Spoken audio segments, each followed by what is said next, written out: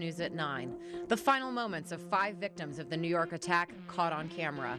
Plus, a Bismarck police officer who is involved in a shooting is invoking a victim's law to withhold his name. It's a move some say distorts the law's intent. But first, after months of political wrangling, we're getting our first look at the long-awaited tax reform bill. This is West Dakota Fox News at 9 with Molly Martinez and meteorologist Henry Blakes. Your first news of the night starts right now on West Dakota Fox News at 9. Good evening, I'm Molly Martinez. After months of speculation and a presidential visit, we're finally learning what's inside the new proposed tax plan. While some are applauding the bill, others say it could spell out a big break for the mega rich. Fox News correspondent Mike Emanuel picks up the story from Capitol Hill. Another issue, the Senate. They've been working on their own tax reform package, and some fiscal conservatives are expressing concerns about adding more to the deficit.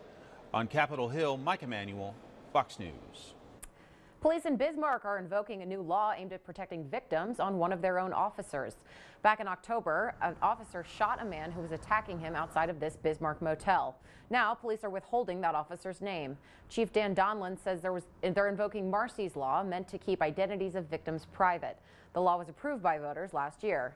Attorney Jack McDonald said the withholding the officer's name is a, quote, perversion of the law.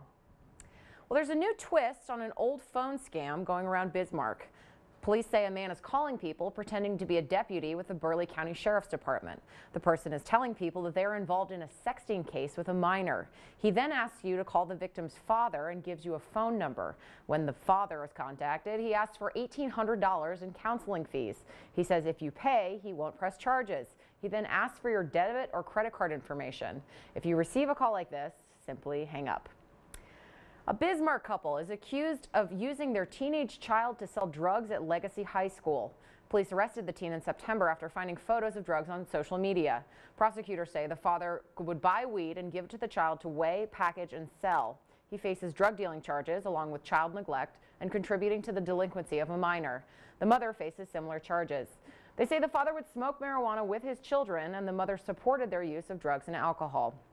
Time now to take a check on weather with meteorologist Henry Blakes. Henry, the big story, it looks like we're getting some snow. Yeah. Thanks, Henry.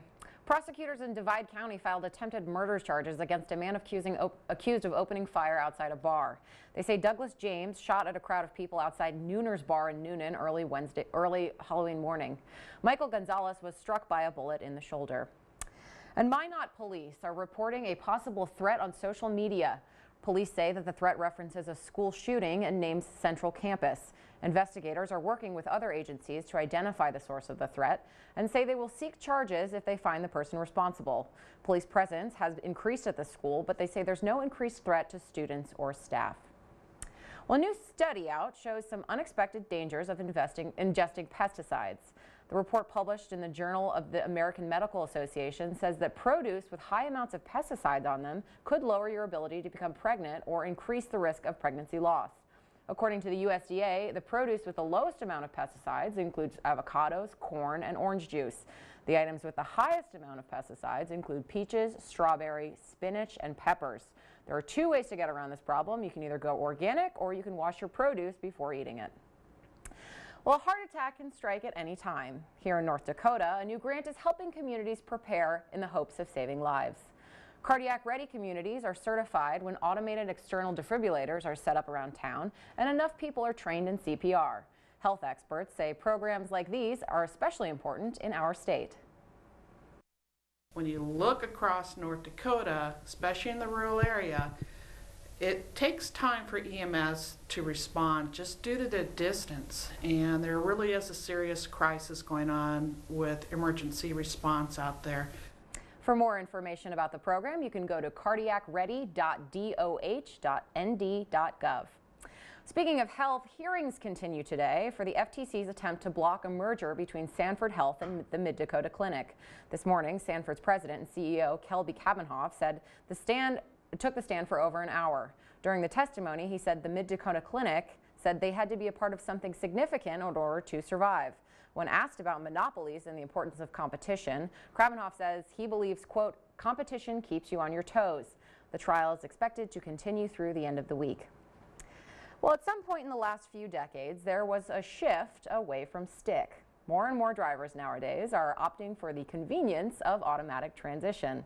Reporter Maddie Jeltseth explains that transition and introduces us to the people trying to change that.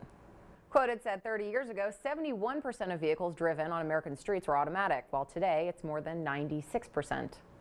Well, propane hauling is about to become less of a pain. Following Tuesday's deadly attack in New York City, concrete barriers are being installed along the bike path where 8 people were killed. The barriers will be in 57 spots along the West Side Highway from 59th Street down to Battery Park. They will prevent cars but allow bikes and joggers on the path. Police say 29-year-old Seyfulo Sepov barreled down the busy path in a rental truck. He is now facing federal charges. And we're learning the identities of those killed in the attack. The Consul General of Argentina says of the victims, 5 were Argentine nationals.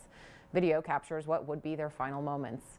The 5 men, Hern Mendoza, Diego Angelini, Alejandro Pignacio, Ariel Ili, and Hernan Fernucci, were in the United States to celebrate their 30th high school reunion.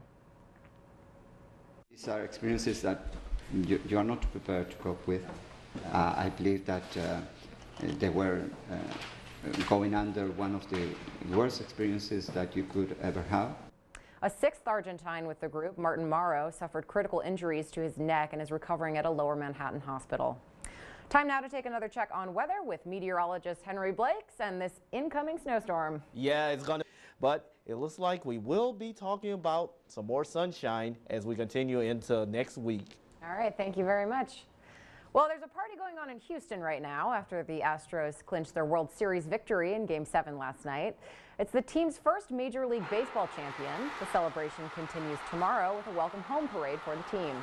Mayor Sylvester Turner says the team has been a bright spot as the area bounces back from Hurricane Harvey. Timely rains in August salvaged North Dakota's 2017 corn crop. Production will be down from the record harvest last year, but producers are very happy with what they've registered on their yield monitors. Cliff Naylor reports. Today marks our great state's 128th anniversary of joining the Union. North Dakota became a state when President Benjamin Harrison signed the Proclamation of Admission for both North and South Dakota in 1889. The two states were both part of the Dakota Territory, created in 1861, which included much of the present-day states of Montana and Wyoming. A dog is being called a hero tonight after he managed to rescue 2 trapped duck hunters. This is Jake, the human, not the dog. He says he and his friend were duck hunting in Kansas on Monday. They became trapped waist deep in mud. They realized that if they struggled to get out, they would only sink further. They called 911, but emergency crews couldn't reach the pair because of the mud. That's when Jake's dog Otis sprang into action. He managed to wade through the mud with a heavy rope around him. Jake says it took Otis 3 trips, but he was determined to help his owner. Returns by Tuesday into the end of next week. Winter is upon us. Yes, it is, unfortunately. We've been putting it off, but here it is. All right, well, thank you all for joining us, and we will see you tomorrow.